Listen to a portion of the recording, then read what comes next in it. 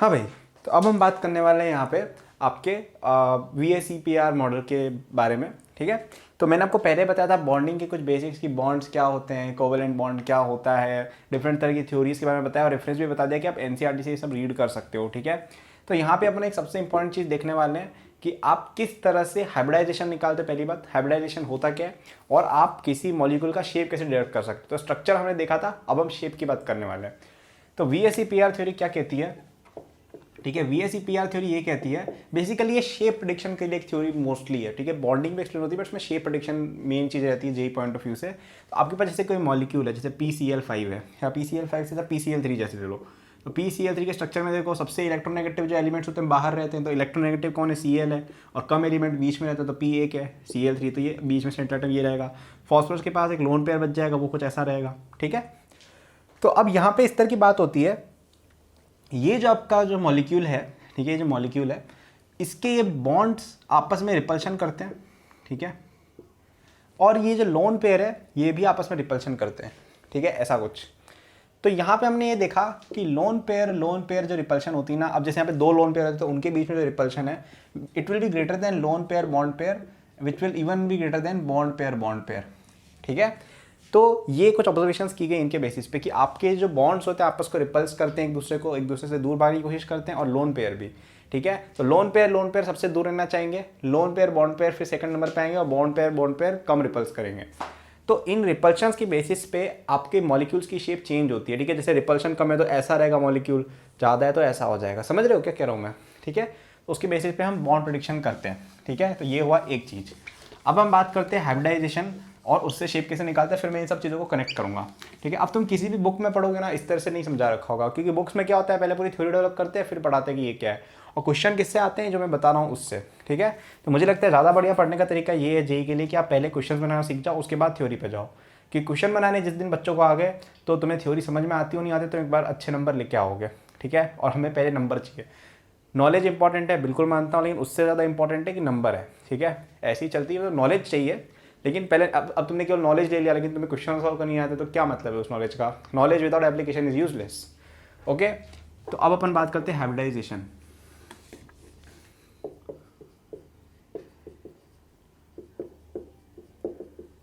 Hybridisation, ठीक है, तो इसमें कुछ इस तरह की बात होती है, जैसे आपके पास CH4 एक मॉलिक्यूल है। ठीक है, H के पास इलेक्ट्रॉन कौन सा है आपके वैलेंस शेल में? 1s, ये 1s ऑर्बिटल है, 4 1s ऑर्बिटल होंगे इस तरह के।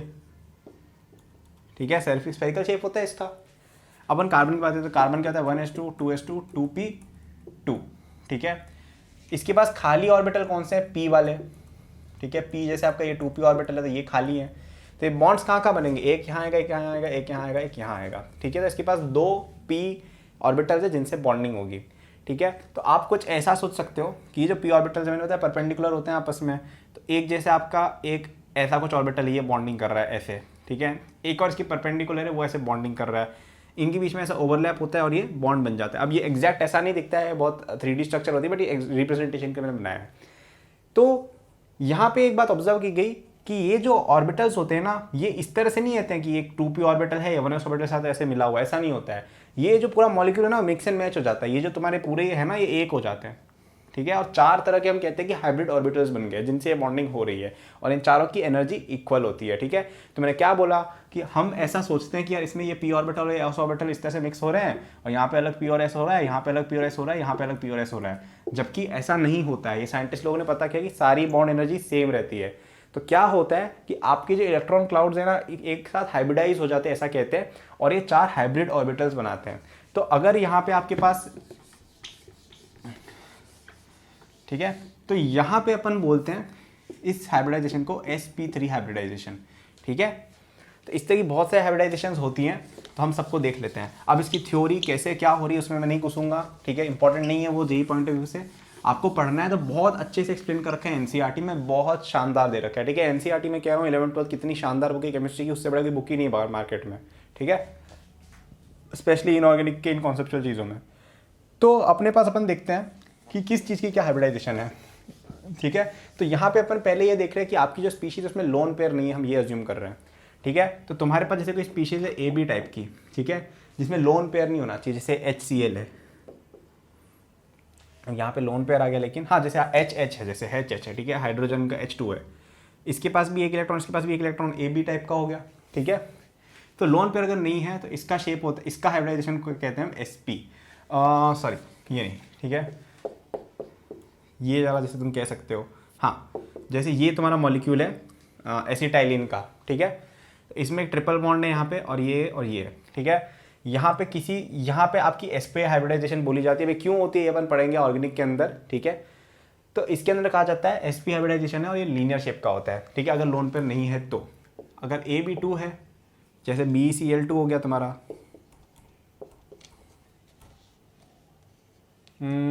ये probably not so good example था, बट ठीक है समझ जाएंगे अपन। ये तुम्हारा जैसे है, इसका एग्जाम्पल मुझे एग्जैक्टली अभी कोई समझ में नहीं आ रहा है, लोन पेयर वाला मैं को बता दूंगा, बट अभी के लिए अपन जैसे इसकी बात करें AB2 टाइप, जैसे BeCl2 है, BeCl2 के पास यहाँ पे कोई लोन पेयर कुछ भी नहीं है, बॉन्ड पेयर्स हैं 2, ठीक है। तो इसकी हाइब्रिडाइजेशन क्या बोलेंगे, sp हाइब्रिडाइजेशन है। क्यों? क्योंकि इसके अंदर आपका कुछ मतलब बेसिकली आप ऐसा देख सकते हो, इसको हटाओ, ये पहला एग्जाम्पल गलत, नॉट सो गुड एग्जाम्पल, ठीक है। तो ये जो नंबर है ना 2, ये होना चाहिए इन दोनों का सम, ठीक है, S1P1 है तो 1 + 1 = 2 होता है, ठीक है। AB3 टाइप का अगर मॉलिक्यूल है, जैसे BCl3 जैसे हो गया, कोई लोन पेयर नहीं है, तो ये होता है आपका sp2 हाइब्रिडाइजेशन, ठीक है। अगर आपके पास CH4 जैसा मॉलिक्यूल है जिसके अंदर क्या होता है, 4 चीज़ें, सर यहाँ पे 3 आएगा, AB4 टाइप का है, उसमें होती है sp3 हाइब्रिडाइजेशन, ठीक है। जैसे CH4 में AB4 टाइप का ना CH4, तो sp3 हाइब्रिडाइजेशन हो जाती है उसमें, ठीक है। अब अगर अपन बात करें कि इसके अंदर अब हम लोन पेयर इंट्रोड्यूस करने लग जाते हैं, ठीक है। लोन पेयर इंट्रोड्यूस कैसे करेंगे, जैसे देखते हैं, जैसे NH3 है, NH3 में ये होता है, ठीक है। तो इसमें हम क्या करते हैं, जब जब लोन पेयर आएगा ना दुनिया में, तब लोन पेयर को तुम एक बॉन्ड मान के कंसिडर कर लो। तो इसमें कितने बॉन्ड्स हो जाएंगे, 1 2 3 4, ठीक है। तो यानी कि इसकी हाइब्रिडाइजेशन का सम क्या होना चाहिए, 4, तो 4 किसमें होता है, sp3 में, ठीक है।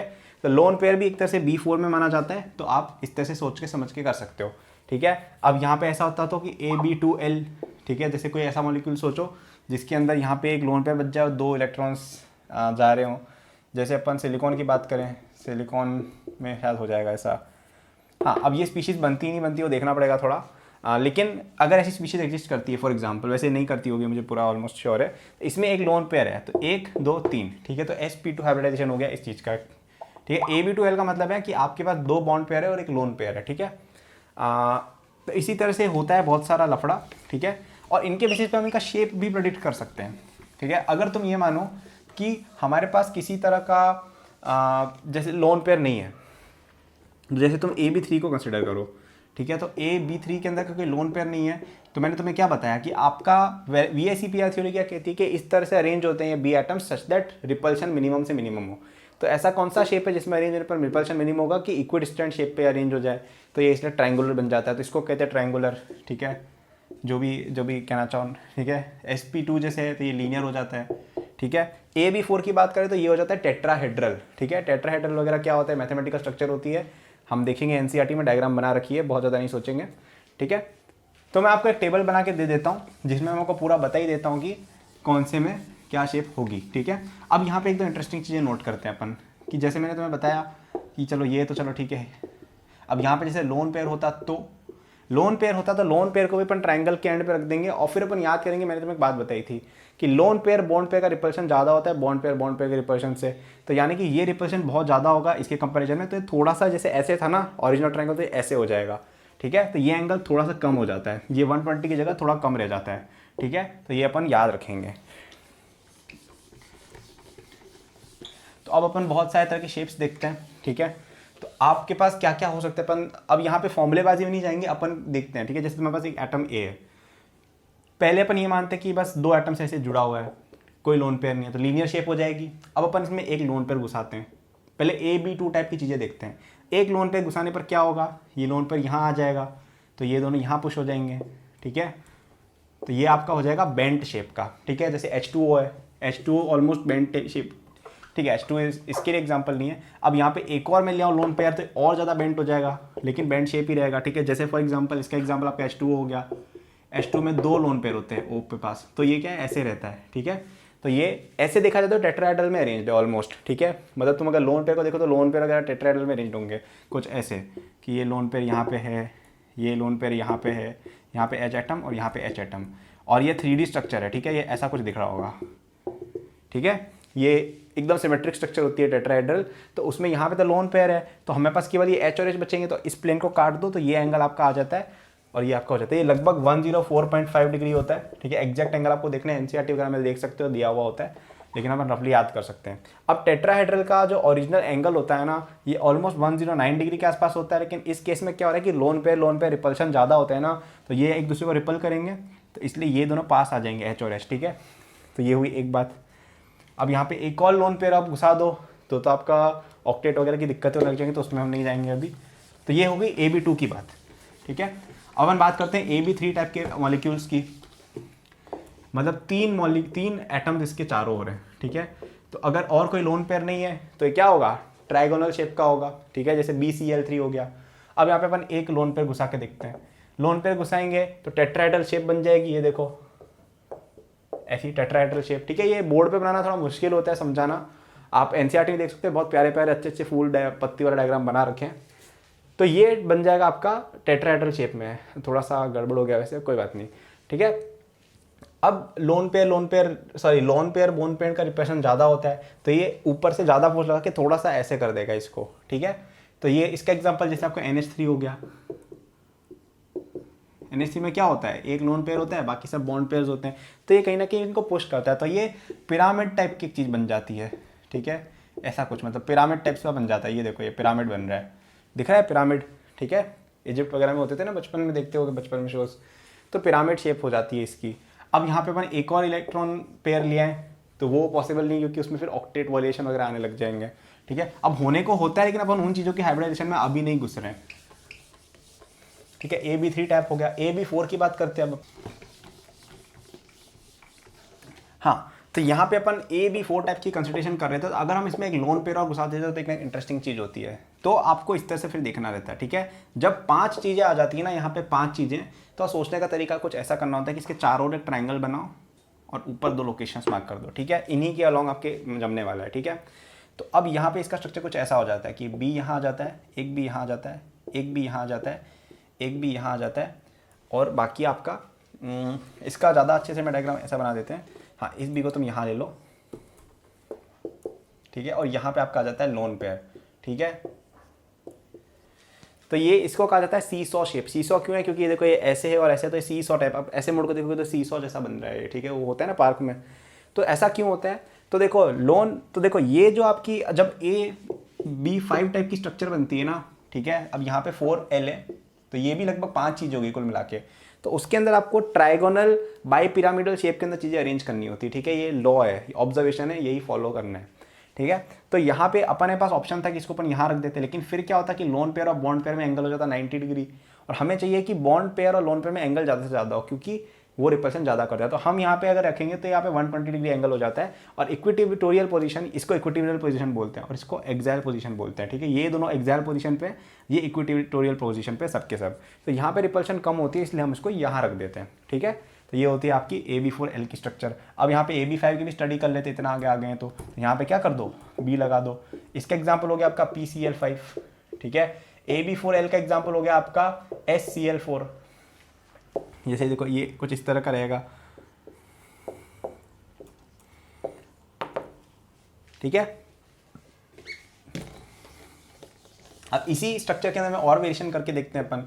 अपन क्या करते हैं, अब अपन 2 लोन पेयर घुसा देते हैं इसमें, यहाँ भी लोन पेयर घुसा दो और यहाँ भी लोन पेयर घुसा दो, ठीक है। तो हम एक ऐसी स्पीशीज देख रहे हैं जिसके पास 1 2 3 4 5 6 7 इलेक्ट्रॉन्स हो और 3 ही हो, जैसे ClF3 है, या हाँ ठीक है ClF3 जैसे अच्छा एग्जाम्पल है। Cl यहाँ पे आएगा, F एक यहाँ पे, एक यहाँ पे, एक यहाँ पे, तो ये T बन गया, और इधर 2 लोन पेयर, ठीक है। ये इक्वेटोरियल पोजीशन पे लोन पेयर है और बाकी सब जगह ये है, ठीक है। तो इस तरह की चीज़ें होती रहती हैं। अब कभी कभी क्या होगा, यहाँ पे एक और लोन पेयर, वो जीनॉन वगैरह बनेगा, उसको भी तुम छोड़ सकते हो भली। बाकी मैं ओवरऑल ऐसा कहना चाहता हूँ कि कुछ कंपाउंड्स ऐसे भी हो जाते हैं L3 टाइप्स के, ठीक है।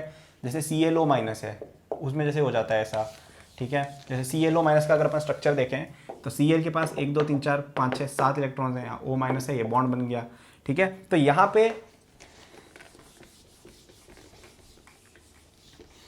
यहाँ पे अगर आप देखो ClO माइनस का स्ट्रक्चर, तो यहाँ पे सिर्फ 7 इलेक्ट्रॉन्स हैं, टोटल 4 बॉन्ड पेयर हो गए, ठीक है, तो टेट्राहेड्रल शेप बनेगी।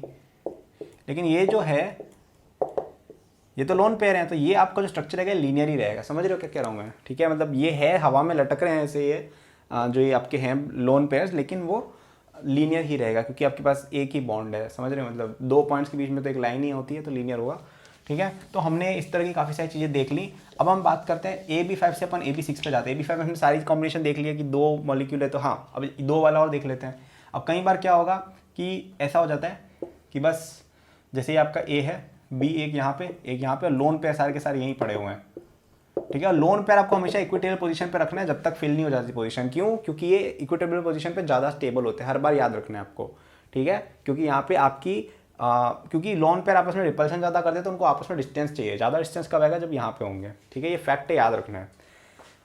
तो अब अगर इस तरह का आपको एग्जाम्पल लेना हो तो 1 2 3 4 5 6 1 2 3 4 5 6 7 8, ठीक है, 8 इलेक्ट्रॉन्स के पास ऑलरेडी हो, ऐसे हम लोगों की स्पीशीज चाहिए। I3 माइनस जैसे फॉर एग्जांपल ले सकते हैं अपन, ठीक है। I3 माइनस के अंदर यहाँ पे I होता है, यहाँ I होता है, यहाँ भी I होता है आपका, लेकिन एक जो I होता है यहाँ पे ऑलरेडी यहाँ पे आपके माइनस चार्ज रहता है, हाँ ठीक है, ये I3 माइनस हो गया, यहाँ माइनस चार्ज रहेगा,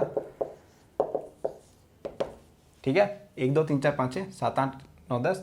इसका ऑक्टेट वगैरह कंप्लीट हो गया तो इसका एग्जैक्ट क्या होता है क्या नहीं होता है वो थोड़ा देखना पड़ेगा। और ये ऑक्टेट वैसे जरूरी नहीं है फुलफिल करके, आयोडीन है। अब इसकी एग्जैक्ट चीज़ हम बाद में पढ़ेंगे 12th में कि ऐसा क्यों हो रहा है क्या हो रहा है, बट ये एग्जाम्पल के लिए I3 माइनस आप याद रख सकते हो, ठीक है। तो AB5 के सारे केसेज हो गए, 2 lone pair, 3 lone pair, 1 lone pair, 0 lone pair, सब हो गया, ठीक है।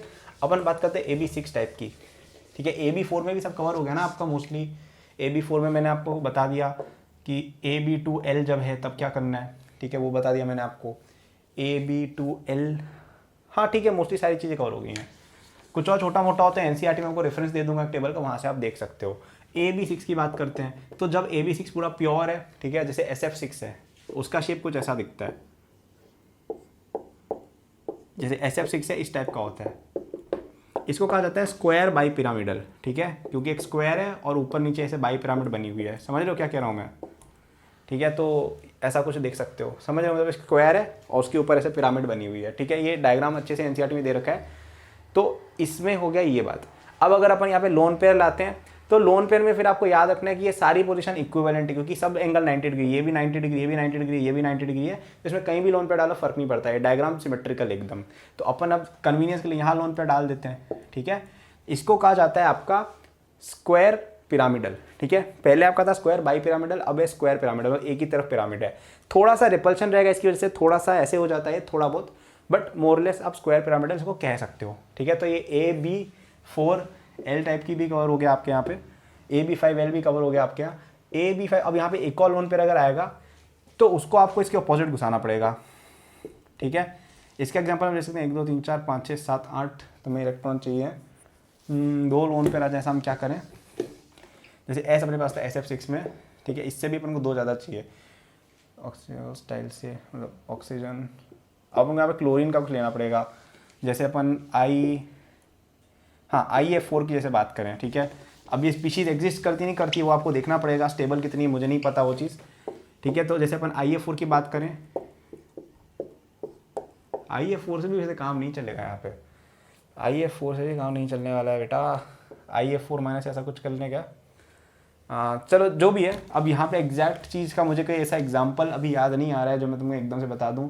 XeF4 की जैसे बात करें तो हाँ XeF4 देख सकते हैं, ठीक है। तो XeF4 एक रेयर कंपाउंड होता है क्योंकि ये जीनॉन से बने हुए यूजली बनते नहीं है कंपाउंड, लेकिन अगर बन जाए तो 8 इलेक्ट्रॉन्स इसके पास, यहाँ पे लोन पेयर बन जाएगा और यहाँ पे आपके फ्लोरीन आ जाएंगे, ठीक है। अब लोन पेयर तो विजिबल होते नहीं है संसार में, तो हमें केवल ये स्क्वायर दिखेगा, तो हम कह देंगे स्क्वायर प्लेनर है, और ये पूरी तरह परफेक्टली स्क्वायर प्लेनर है क्योंकि ऊपर नीचे दोनों से सिमेट्रिकल रिपल्शन लग रहा है, ठीक है। तो ये हो गया आपका स्क्वायर प्लेनर, भी मैंने एग्जांपल दे दिया, ठीक है। तो ये आपका AB4L2 हो गया। अब यहाँ पे एक और अगर हो जाता है, ठीक है तो वही है, एक और तो मुझे नहीं लगता किसी स्पीशीज़ में सच आता होगा, मतलब आई डोंट थिंक वो पॉसिबल है फिजिकली भी, बट फिर भी आ जाता है। आप लोन पेयर प्लेसमेंट वगैरह करके सोच सकते हो कुछ ऐसा हो जाए तो, ठीक है। एक लास्ट चीज़ और जो मुझे लगता है थोड़ी बहुत आप देख सकते हो वो है IF7 जैसे देखे तो, ठीक है। इसमें आपके पास 7 होते हैं तो इसमें पेंटागोनल बाई पिरामिडल कह देते हैं हम, ठीक है। तो पेंटागन बनाओ, ये आई लो, ठीक है, ऊपर एक्स लगाओ, नीचे एफ लगाओ, यहाँ पेंटागन बना दो, ठीक है, यही तुम्हारी लाइफ है। ठीक है, तो ये हो गया आपका। तो मैंने सारे आपको शेप्स बता दिए, लोन पे कितने हैं, कब है, क्या है, कैसे हैं, जो आप देख सकते हो। ठीक है, याद रखना है लोन पे रिपल्शन ज़्यादा होती है बॉन्ड, लोन पे बॉन्ड पे से, और बॉन्ड पे से वो और भी ज़्यादा होती है। ठीक है, तो इसके बेसिस पे आपका सारा लॉजिकल डेरिवेशन होता है इन शेप्स का। ये आपके VSEPR थ्योरी के बेसिस पे शेप डेरिवेशन थे। ठीक है, तो अब यहाँ पे हम 2-3 चीज़ें और देख सकते हैं कि आपका हाइब्रिडाइजेशन अगर आपको देखना है, जैसे IFSM का हाइब्रिडाइजेशन है, तो यहाँ पे आपके पास टोटल 7 चीज़ें थी, तो अपन क्या बोलेंगे sp3d3। अगर यहाँ पे SF6 होता तो 6 चीज़ें थी, तो क्या बोलेंगे sp3d2। ठीक है, sp3 तो है ही है, इसके अलावा 2 d इलेक्ट्रॉन में डाल दिए। अगर आपके पास यहाँ पे होता जैसे PsCl4, ठीक है, तो SCl4 में स्टार Cl है प्लस एक लोन पेयर, तो 5 चीज़ें हमें चाहिए, तो sp3d बोल देंगे इसकी हाइब्रिडाइजेशन।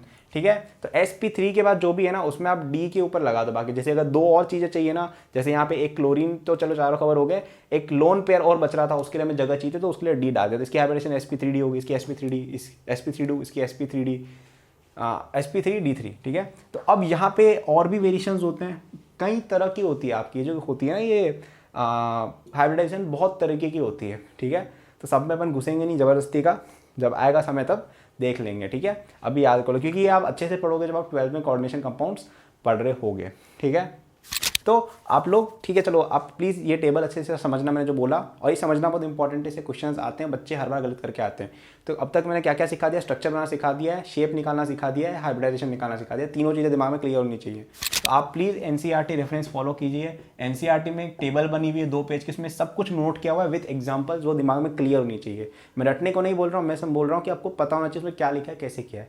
ठीक है, तो प्लीज़ देखना उसको, समझ में नहीं आया तो वीडियो वापस देखो और अच्छे से समझ जो है चीज़ काम आती है। Thank you for watching this video till the and. I am sure that you enjoyed it. यदि आप अपनी पूरी जेई प्रिपरेशन मेरे साथ करना चाहते हैं तो आपको डिस्क्रिप्शन में मेरे जेई के फुल कोर्स का लिंक मिल जाएगा।